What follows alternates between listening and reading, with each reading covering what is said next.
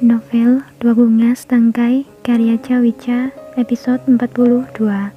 Alasan. Suara ponsel bergetar. Hanafi mencoba membuka kelopak matanya yang masih nampak ingin bercengkrama satu sama lain.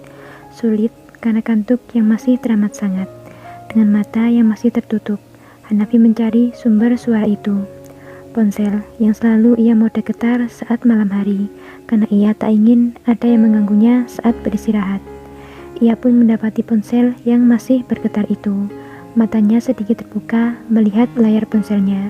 Bukan panggilan dari siapa yang pertama kali ia lihat, tapi jam berapa saat ini. Masih jam 04.23. Siapa yang menelponku sepagi ini? Baru dilihatnya, siapa yang menelpon sedetik kemudian. Arya, ada apa dia menelponku? Mengganggu saja, ini kan masih pagi buta. Menggerutu sendiri dalam hatinya. Hanafi pun menekan tombol untuk menerima panggilan itu. Halo, ada apa? Jangan menelponku kecuali keadaan yang serius, mengganggu tidurku saja. Berbicara dengan mulut yang masih enggan terbuka sepenuhnya. Halo, iya maaf Han, kau masih tidur ya? Mana bisa orang tidur mengangkat telepon, menyebalkan sekali. Maaf jangan marahan, ada hal penting yang harus aku kabarkan. Bisakah kau datang ke rumah sakit sekarang? Mencoba berbicara basa-basi, karena tak mau mengagetkan orang yang baru saja bangun tidur. Apalagi, lawan bicaranya menjawab dengan suara yang sedikit kesal. Ada apa sih? Cepat katakan. Kesinilah, datang ke rumah sakit saja dulu, secepatnya Han. Sudah gila ya? Aku sedang bulan madu bersama istriku di negara X sekarang. Mana bisa aku datang ke sana? Cepat katakan, apa yang terjadi? Nada suaranya sudah semakin dibumbui amarah. Ia sekarang sudah terduduk dengan mengucek-ngucek matanya, berharap rasa kantuk itu hilang. Menyadari suaranya yang meninggi, seketika ia menoleh pada tempat tidur di sampingnya. Untung saja, Insa belum bangun. Apa? Di negara X? Lalu, kapan kau akan pulang, Han? Sebenarnya ada apa sih? Kalau tidak ada yang penting, ya sudahlah. Aku masih mengantuk, jangan menggangguku lagi. Sudah menjauhkan ponsel dari telinganya dan hendak mematikan panggilan itu. Tapi terdengar suara lawan bicaranya. Han, tunggu, ayah Insa berada di rumah sakit. Sesak nafasnya kambuh. Seketika kantuknya hilang dan matanya terbuka sempurna. Apa? Kenapa kau baru mengatakannya? Aduh, salah lagi. Bergumam yang masih bisa didengar Hanafi. Bagaimana keadaannya sekarang? Merendahkan suara, takut-takut kalau Insa sedang ada di kamar mandi saat itu. Entahlah Han, aku sudah memberikan obat untuknya. Semoga keadaannya membaik. Pastikan kau memberikan perawatan terbaik untuknya. Aku akan segera ke sana. Baik Han. Hanafi menutup teleponnya tanpa kata perpisahan sedikit pun. Lalu ia beranjak ke kamar mandi. Terlihat pintu sedikit terbuka. Berarti tak ada orang di dalamnya. Lalu, kemana perginya Insa sepagi ini? Tak berpikir terlalu panjang, ia langsung masuk dan mandi. Selesai melakukan ritual membersihkan badan, ia sekilas melihat bungkus alat tes kehamilan yang sudah dibelinya kemarin. Di saat hati yang sedang bingung karena belum mengetahui keadaan ayah secara langsung, ditambah lagi mengetahui hasil tes kehamilan yang negatif, Hanafi sudah bisa menebak, pasti istrinya sekarang tengah bersedih. Untuk itulah, Hanafi merahasiakan alasan kepulangannya yang tiba-tiba sekarang, karena ia tak ingin membuat Insa semakin sedih mengetahui penyakit ayahnya kambuh, dan sedang berada di rumah sakit sekarang.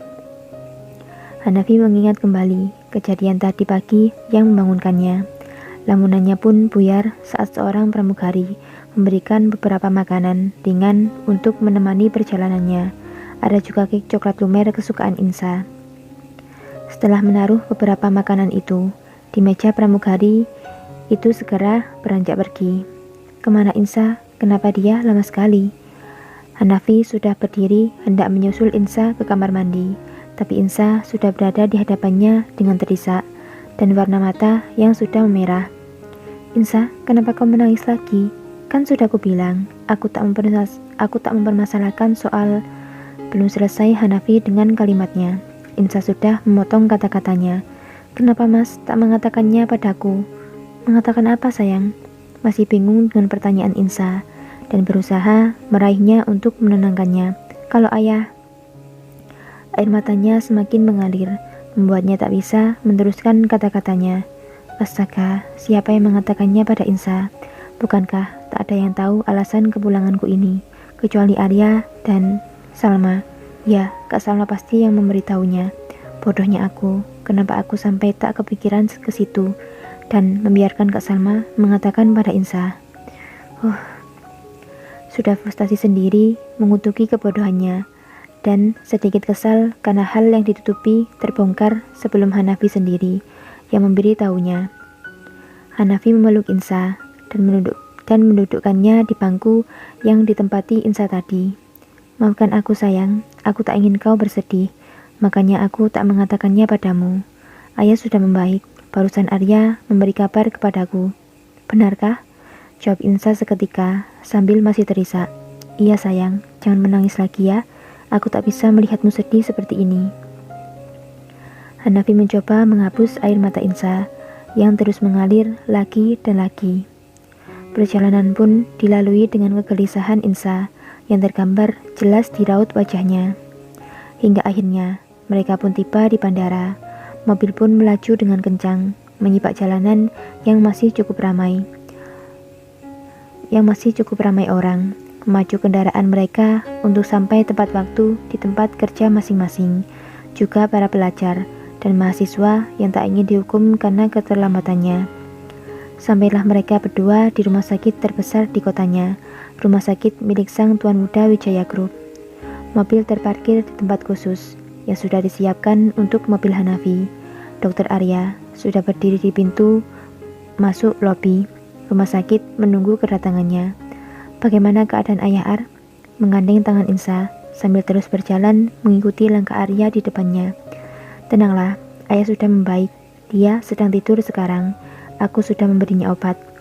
Di mana Kak Salma? Apa dia ada di sini juga? Insa tiba-tiba memotong pembicaraan keduanya. Iya Nona, Kak Salma berada di ruangan bersama Ayah. Sampailah pada ruangan VVIP yang ditempati Ayah Insa. Hanafi pun memberikan isyarat untuk Insa masuk terlebih dahulu. Sedangkan Hanafi masih ingin mengobrol dengan Arya mengenai keadaan ayahnya. Insa pun membuka pintu. Seketika, Salma menoleh padanya. Insa beranjak dari kursi di sebelah ayahnya dan langsung memeluk adiknya yang baru saja tiba. Kukira kau tak akan datang Insa, aku takut sendirian. Aku pasti akan datang Kak, bagaimana keadaannya sekarang? Sudah membaik In, sesaknya sudah jauh berkurang. Apa ayah sudah minum obat?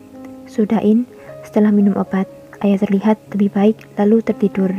Katakan padaku, jam berapa kau pulang? Sepagi ini, kau sudah datang ke sini. Mempertanyakan kepulangan Insa, karena Salma mengetahui Insa yang tengah berada di negara X kemarin lewat pesan singkatnya. Syukurlah, aku sangat khawatir akan keadaan ayah Kak. Tentu saja, aku naik pesawat tadi pagi. Mereka sudah duduk di sofa, di dekat bed ayahnya sambil menggenggam tangan satu sama lain. Memang ada ya, pesawat yang terbang sepagi itu. Apalagi kau pasti mendadak kan memesan tiketnya. Memang bisa ya? Mempertanyakan hal yang diketahuinya tentang dunia udara yang bahkan Salma pun belum pernah menaikinya.